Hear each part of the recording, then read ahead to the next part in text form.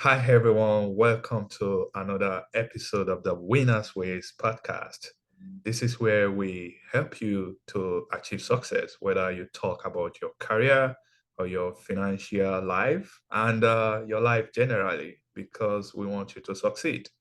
And because of that, I always try to bring experts to the show so that they can share their knowledge with us. And we are so grateful and blessed to have Tony Bradshaw with us today. Tony is on a mission to build future millionaires. He has this book, The Millionaire's Choice, that he released. So we are going to be asking Tony about all these questions. Without keeping you guys waiting any further, let me bring in my guest. Hey, Tony, welcome to the show. Hey, thanks for having me on. I'm looking forward to having a good conversation today about money and what we can do to make better decisions with our money. It's awesome. Thank you very much for joining us today. So, if you don't mind, Tony, can you introduce yourself to my audience so that we can know you and what you do? Yeah, absolutely. So my background, I come from a lower income family. My dad still lives in the same house I grew up in. I think he paid about $11,000 for the house back in 1971. So I moved into that house when I was about a year old, and he still lives there today. So 50 years later, still in the same house. But we grew up in a low income family. Didn't make a lot of money. Didn't manage what we had very well. So we had power cut off, electricity get cut off periodically, lots of bounce checks, lots of bounce check fees. That was kind of the life I grew up in, and really didn't know any better. You know, as a kid, kids are very resilient. And so we just kind of learned to exist and survive in whatever environment that we live in, not knowing any different, right? So small wonder I grew up. My parents helped me go off to college. They did really sacrificed a lot for me. So even though we didn't have a lot, what we did have, my mom and dad poured out to us, my sister and I, in the best way that they could, because they didn't have that growing up. So they wanted to they kind of overcompensated for us as the best of their abilities. And so my dad dropped out of school when he was about in 10th grade, had to support himself. My mom had a little bit of college, but never got a degree. And then she did a little bit of management, convenience store management, sharing some of her stories. She worked really, really hard, sometimes 100 hours a week because of the job that she had. So very, very stressful. She was working as a convenience store manager. And at one point, that was the most dangerous job in Nashville. And she was robbed by gunpoint about 6 different times. I remember at one point her coming home visibly shaken. Can you imagine being robbed Yeah. by gunpoint in a convenience store 6 different times? But and she just suck it up, go back right back into the job. But this one time, it really got to her, and a gentleman came in late at night, stuck a gun on her nose, 357 Magnum, very large caliber handgun, and put it on the tip of her nose, and and put that kind of pressure on her, That's and tough. that really rattled her. Yeah, really rattled her. But lots of shootings back then. So my mom sacrificed a lot for me and showed me the spirit of hard work. But they didn't know how to manage money, and so as I grew up, I didn't know how to manage money. And that when I was 25, I got my first W-2 out of college, made $39,000, and realized I had spent it all and also gone in debt by 16,000. And so I was like, wow, that's not a good decision. That's not a good direction. Let me make a shift here. I've got to make some changes. So that's when I started studying money and learning how it worked, at least on a basic level. And from there, after making that decision of like, hey, I need to change, I need to make some changes. And I learned how to do investing. I learned how to get rid of my debt, pay off my debt, and then put a plan together, which I call a millionaire plan. And that was my plan to be a millionaire by age 40. And so it took me about 15 years to get there, which is pretty typical. And so got a degree as an engineer and got into the business world for a little bit.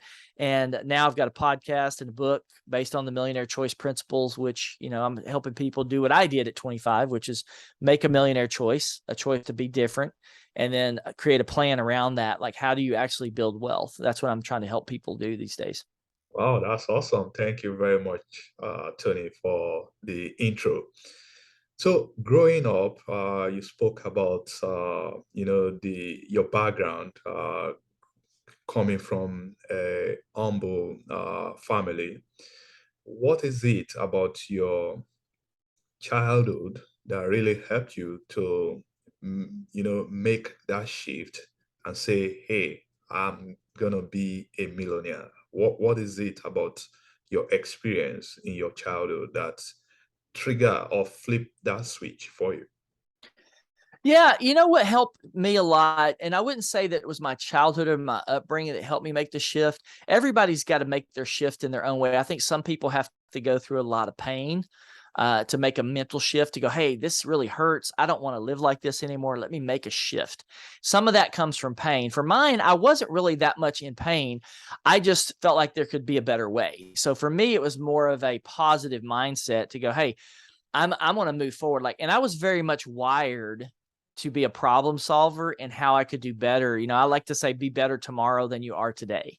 So Absolutely. for me, today was I spent all my money. I'm broke. I'm living with my parents in a studio bedroom apartment.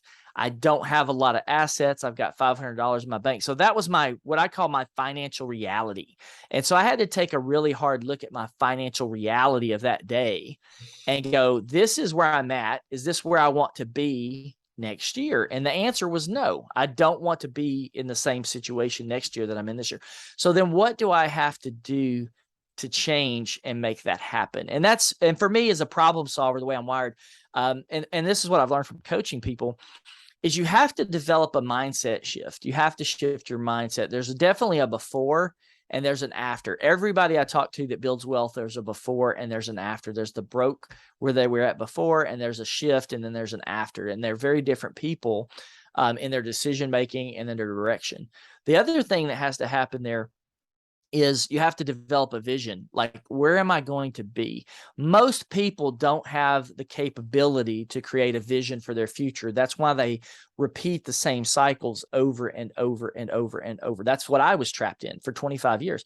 I make my money, I earn it, I spend it, I make more, I spend it, I make more, I spend it. My dad, my mom, same situation. Work, earn, spend, work, earn, spend. And there's never anything left, right? So you have to break out of that cycle. And one of those key components is developing a vision for a different future. Now, what I find in my situation is if you don't have the capacity to build a vision for your future, you can borrow someone else's vision for your future. Oh, And that's why I like to say, like Dave Ramsey, for example, he's one of the best financial teachers out there, regardless of whether you agree with his teaching or also not. a fan here. I'm a fan of Dave. Yeah. I appreciate Well, it. Dave, Yeah. yeah. And so Dave is giving people a vision to become debt free. Mm-hmm. And so and that's what they can grab a hold of. So they're drowning in debt. They're drowning in finances. They go, I need hope. Throw me a lifeline. Throw me something. And Dave throws them a vision, says, hey, I can be debt free. I've taught all these other millions of people to be debt free. You can be debt free. So when people go into that and they go, I don't have a vision for my future. What's my vision? They go, oh, Dave Ramsey tells me I can be debt free. So they grab a hold of Dave's vision and they work on that debt free vision. Okay. Now, for me, I'm trying to get people to grab hold of a much more difficult vision. If you're broke and you're drowning in debt and you can't pay your bills, the idea of becoming a millionaire is like, that's hard. Like, that's hard to grab a hold of a vision like that. It's more Right. difficult. So it's much easier to go, hey, I don't know if I can be a millionaire, but I know I can be debt free. Dave tells me I can be debt free. So that's a vision. And then you've got other guys like Robert Kiyosaki is a big one. He's a wealth minded visionary as well. And he goes, hey, you can develop passive income. That's his vision for people's future. Develop passive income by assets that depreciate. But that's a big component. Now, my parents, on the other hand, you asked about growing up. Right. When I wrote my book, The Millionaire Choice, what's interesting about my book that's different from I think a lot of other personal finance books is it doesn't really start out with money. It starts out with character. And so, my parents didn't teach me about money, but they did teach me good character traits. They taught me, and the five I cover is integrity. Integrity is number one. So, be truthful, be integrity, hold yourself. What you say you're going to do to the best of your ability, like follow through. Focus, work ethic, self-discipline, and I'm the other ones elude me right now. But you get the concept. The work ethic. My mom had an incredible work ethic. My dad had an incredible work ethic, and that's a component of success. So the things I've outlined there, integrity, self-discipline, work ethic, focus. The fifth one I'm skipping, but those are foundational, what I call foundational elements to success, or foundational elements to wealth. You can't build or keep wealth without strong character. And that's why that's so important. The world is, there's so many people that built wealth or had wealth. NFL players, sports players are great examples of that.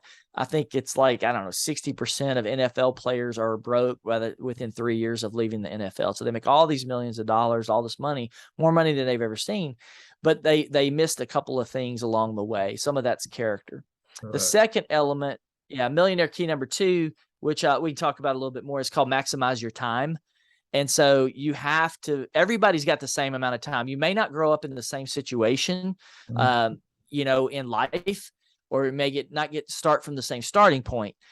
But why I believe anyone can become a millionaire is because I've seen it happen. I've seen people that came from nothing, less than nothing, and became millionaires. And one of the key factors is what they did with their time. Mm-hmm. They understood the value of their time and what they did with it.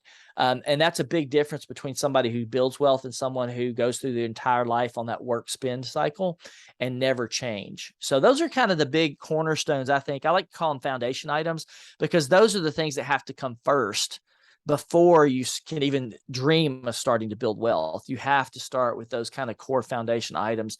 And then once you get your foundation down, you can start building on top of that, just like you would a house, right?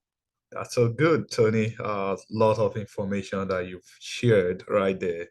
I particularly like what you said about vision. If you don't have a vision for the future that you want, maybe you can borrow from someone else, right? And I think you are completely right. Most of us, I did as well. I followed Dave Ramsey's 7 baby steps. That's a vision that Dave sold to millions of people out there that are getting out of debt. Now, I want to hear about the Millionaire plan. Is it the same as the success plan that you just highlighted, talking about character and plan and time, or what are these millionaires' plan? Is it a step by step approach, or what does it entails? Yeah. So when I got into writing my book and like what I had to offer, because there's so many people out there teaching personal finance or investing or wealth or something like that, I really had to ask myself, what's going to be different about what I teach versus what somebody else may teach? And there's a lot of overlap, right? So that there's a lot of ways to build wealth. Some people just pick one and go with, like, maybe they do real estate, or, and some other people, they push mutual funds, and that's their angle. What I like to believe is that there are dozens of ways to become a millionaire and dozens of ways to build wealth, because I've interviewed almost 100 millionaires now, and they do it different ways. They invest in different things. There are some core components that are usually always the same. The first one that we've already talked about, you've got the character, like develop strong character. That's millionaire key number 1. Millionaire key number 2 is maximize your time. We talked about. Mm-hmm. Millionaire key number 3 is one that's very, very important. It's where I started at 25. I didn't know anything about money, so I had to go learn about money. I call that getting money smart. I had to get money smart, because you have to learn. So, like, for example, you go to school, right, for 12 years. Kindergarten, you count 13. If you go off to college, you add 4. You get a master's degree, you add 2. You get a doctorate, you add 2. So you go to school for a large part of your lifetime, and you're building kind of your foundation, your knowledge base. And there you're learning about math, English, and science, right? Right. But where in your life do you take time to learn about money, which is obviously one of the most important components of your life? Your entire life, you're going to be earning. So when you think about what you had to do for your education from grades K through 12, you should really think about studying money the same way. You should go, I need to learn about money, and I need to spend 10, 12, 20, 30, 40 years developing a habit of learning something new about money all the time. How does it work? And that's very critical, because there are so many financial teachers out there. But, I've been learning about money for 25 years, and I'm still learning about money and how it works. You can always improve on that. So that's a very core component. That's millionaire key number 3, get money smart. Millionaire key number 4, which I didn't do on my journey until later, but if I could go back and rewind the clock and go, what would I do differently? This would be one of those. And that's find a money mentor. I'm a DIY guy, so I figured it out myself. I went and bought books. I learned what the books told me, and I went and executed my vision and strategy based on what I learned through those books.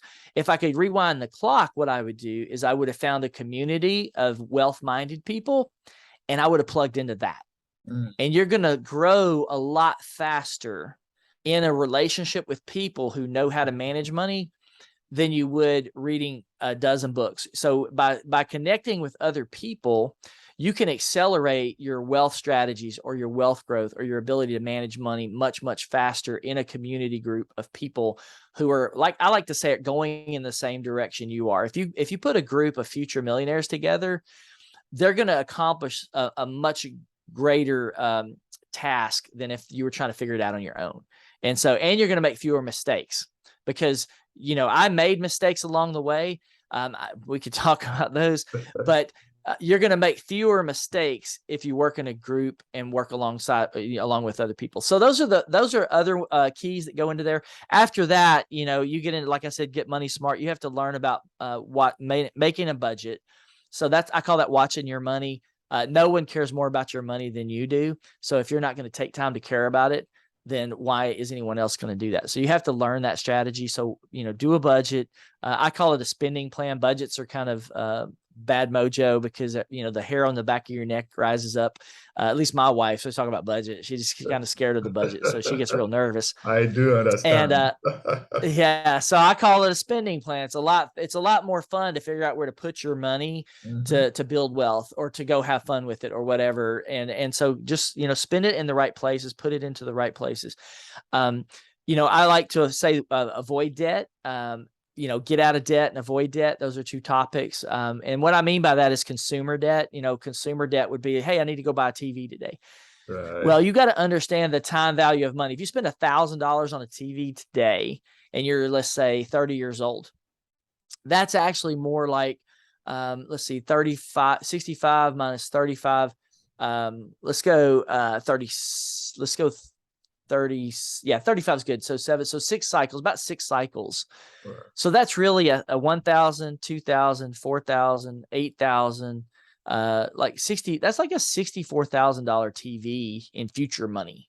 And that's what the time value of money is. So when you think about spending money today, you're thinking, hey, it's $1,000. It's going to cost me $1,000. The first thing out of your mind is I can afford that. Right. That's your first thing that you think of. But what you don't understand is if you had invested that money in a good investment, that would be worth $64,000 right around your retirement age. And so if you can shift your mind to think invest first versus spend first, that's really what wealthy people do. They think about the cost of the money they're spending and what it really means in the future. And that's a big mindset shift for people. You have to do that. So you asked me about the Millionaire Plan. It's a pretty simple concept. So once you go through and learn these principles I'm talking about right now, the avoiding debt, the managing your money, watching your budget, and then learning some principles of investing, the only really thing you have left is your income, right? So a lot of people get stuck. I call it income stagnant. And so that means if you're making 35 grand, like when I was out of college, I made 39 grand. Right. My mom at that time was making 35 grand. So I'm 25 years old, making $4,000 more.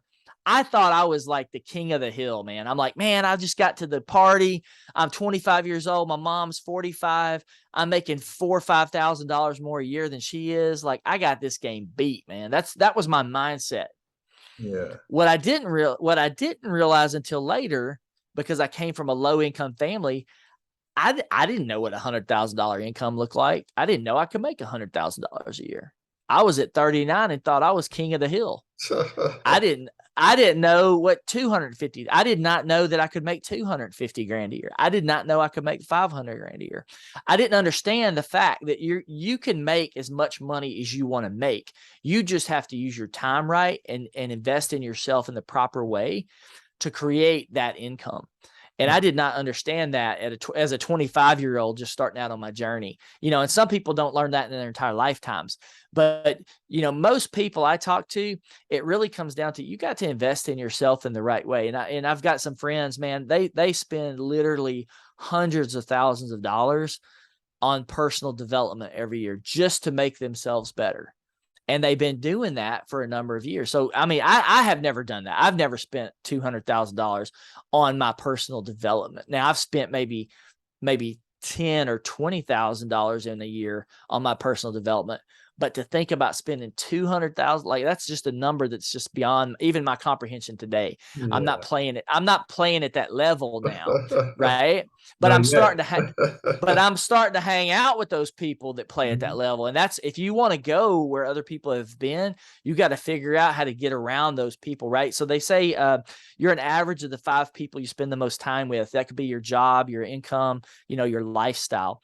And so one of the things I did very early, I don't think I was really conscious of this, but I can remember specific moments in time where I made conscious decisions not to be around certain people. So like, for example, I grew up in a pretty drug infested neighborhood. It wasn't like drugs were everywhere, but there were drug dealers across the street. My sister and I would look out the window late at night. I was 12, she was 6, watching them deal cocaine on the hood of the car across the street. There was drug dealers up the street. They got in a shootout one night. One of them got killed. Ambulances, police cars, all the stuff on the street. I did have a bullet hole in my front window of my Wow. house. One day we were cleaning out the room, and we never used that room in the house. So it's just a junk room. And so I'm cleaning it one day and I'm like, oh, there's a bullet hole in the front window, pretty large caliber too. That's And scary. I'm like, yeah. And then I look in the, it goes, you can see where it went through the window. It's like, oh, that's where it hit the wall. That's where it popped out in the kitchen. But we never found it. We never found it inside the kitchen, but it went through a wall, window and a wall. And that's how I grew up. So it was very conscious for me to go, hey, I don't know if this was spiritual guidance or what, but I'm like, these are not the people who are going where I want to go. These are Yeah. not the people. And I made that decision pretty early at a young age. I didn't really understand the decision I was making, but I do think that played a big role in what I was able to achieve later. Because if you're hanging out with people that are where you are at that moment, they're probably not going to be the people that help change your life or move you forward. So you're going to have to make some decisions about going, hey, I got to leave some people behind because they're not on the same path that I want to be on. If they're not moving in a direction of success or moving in a direction of wealth, and it's a hard decision to make because some of those people are your good friends, some of those are your family members. And it doesn't mean you have to like totally let the relationships go, but you have to let some of those go and get into a new group. And I'm rambling a little bit, but let me finish this up. So millionaire key number 10 is creating your millionaire plan. And the reason I tried to make it, after you learn about finance, you learn about investing, you learn about budgeting, you really have to, I wanted to pull it back in and go, okay, let me put the nice bow on this package for you. As I've talked to you about all these principles, all this stuff, it's a little bit overwhelming. Let me put it back into plan. And this is what I did when I was 25. I sat down with the spreadsheet and I said, how much money do I make? This is my income, right? Right. So that's my income plan. So over my lifetime, my income is going to go up. I don't know exactly how much. Now I'm older. I can understand that metric better. I know how to influence that metric. Back when I was 25, I made 39 grand and my plan was to be a millionaire, probably on less than $50,000 a year. Now that was 25 years ago. You got to change your plans a little bit. But that was an income plan. So on your millionaire plan, there's an income line, and it's a 20-year income line. And you need to understand how much your income is going to go up over 20 years, and you need to have a plan around that. I call that boost your income. You need to know how to boost your income, and then you need to plan accordingly to boost that income over time. The next line item is your debt. That's your debt plan. So you have an income plan, you have a debt plan, and that's how are you going to get out of debt? At the time, I had 16 grand in debt. I got out of debt within, I think it was 12 to 18 months. Okay. So I went after my debt and I'm like, I'm going to have this debt paid off. It's going to be done about this time frame. And I did. I paid it off in 18 months. And fortunately I did because then my fiance I found a fiance on that trip. And guess what? She had $20,000 in debt. Oh, higher than So yours. so I was out of debt, but then all of a sudden she brought me 20 grand in debt. So then I'm like, oh, I need to start paying. And I started Yeah, paying on that during the engagement period. I'm like, you know what? I'm gonna get married to this girl. I'm gonna start rolling on her debt you're too. in it So together. yeah, Yeah. I'm going after it, right? People told me, said, you shouldn't do that. I don't think you should do that. Because what if you break off the engagement and you're like, you know what? This girl ain't got much money and I do. I'll call it a bonus and bless her. She's just going to be blessed. Exactly. And so I did that for a few months. So that's your debt plan. It usually takes people from most people, unless they've dug a really deep hole, about 2 years to get out of consumer debt. And what I mean by that, that's car debt, credit card debt, stuff like that. So what they built up, you can usually get out of it once you repurpose your budget and figure out how to put your money in the right places and stop overspending in about 2 years. That doesn't include your house. That's a different tactic. Okay. So that's your income plan and your debt plan. The next part of that is your investing plan. So how are you going to, and I call that multiplying your money. How are you going to multiply your money over the next 10 to 20 years to build that wealth? And you don't have to have it all figured out. You just have to get going in the right direction. And what I mean by that is, like, at 25, I didn't know a lot about money. I just knew enough to get moving in the right direction. And that's, I'm a big proponent of that, is you don't have to have it all figured out. You just have to get moving in the right direction. If you're spending all your money and you're going into debt, that's the wrong direction. So just redirect your future and start going on a path. And so, and on that spreadsheet, those 3 line items are what, once I total those up, I'm going, how's my income look? How's my debt look? How's my investments look? My investments may change over time. I'm going to learn a little bit over 20 years, right? I Right. didn't know about real estate investing at 25. I didn't know much about it. I knew a little bit, but not much. But I did know about stocks and I did know about mutual funds. So that's what I invested in to get started. And then I paid off my debt. So in about 18 months to 24 months, I went from 16 grand in debt to being debt free and having $18,000 in the bank or in the mutual funds and stocks. That's That's a big awesome. turnaround, right? Yeah, that's Yeah. awesome. That's still And then, and so that's the millionaire plan. And it's pretty simple, man. And that's what I tell people is, money's not that complicated. It's really not that complicated. It's a pretty simple math problem. You just need to know the simple math and then know the principles. And what I love about becoming a millionaire is so many people have done it. It's a repeatable process. Oh, wow. And for you guys listening to the show, that's probably the single most important thing. That's why I say anyone can become a millionaire, because, over 10 million American households, this is America now. Okay. We're talking America. Over 10 million households in America are millionaire households. That's over 10%. It's about 12%. That's a huge number. That's a huge 40% of 40% of the millionaires in the world live in the United States. wow. And I could tell you story after story after story about that. Okay. So, guys, I can tell you from this conversation with Tony, he's passionate. He knows what he's doing. He's been in the financial industry for over 15 years. You guys will learn a lot from him. As we are rounding that up, because I always like to keep it short and sweet, Tony, where can my audience find you? I know you have a coaching program, so if you want to quickly talk about that, maybe in 1 or 2 minutes, your website, your book, please go ahead. Yeah, for sure. And so I have two places you can find me. One is the millionairechoice.com. That's the millionairechoice.com.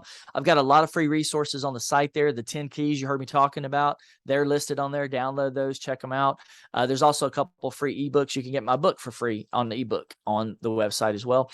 I set aside 1 hour a day for financial coaching, or life. I call it life and finance coaching, life and money mentoring. And the reason I do that is because I believe with just 1 hour of interaction with someone, I can change the trajectory of their life. And, I wish everybody would be able to do that, where they could say, hey, this moment in time with Tony Bradshaw, this 1 hour I spent changed the trajectory of my life forever. That's my goal of giving it that 1 hour away free every single day. You mentioned my coaching program. I do financial coaching as well, but there's no obligation on that free call. to go into the coaching program. But if somebody wants that or is interested in it, yes, I do that as well. That's the primary site. If you want to follow me on my general stuff that I do, TonyBradshaw.com is the other one that you can follow me on. And there's a lot of overlap between those two websites. All right, there you have it, guys. Hey, Tony, thank you very much for coming on the show today. We've enjoyed you having you here. I have learned a lot from you. I like that millionaire plan. I'm gonna check out your website to download your ebook and follow you. Thank you very much. Thank you. All right.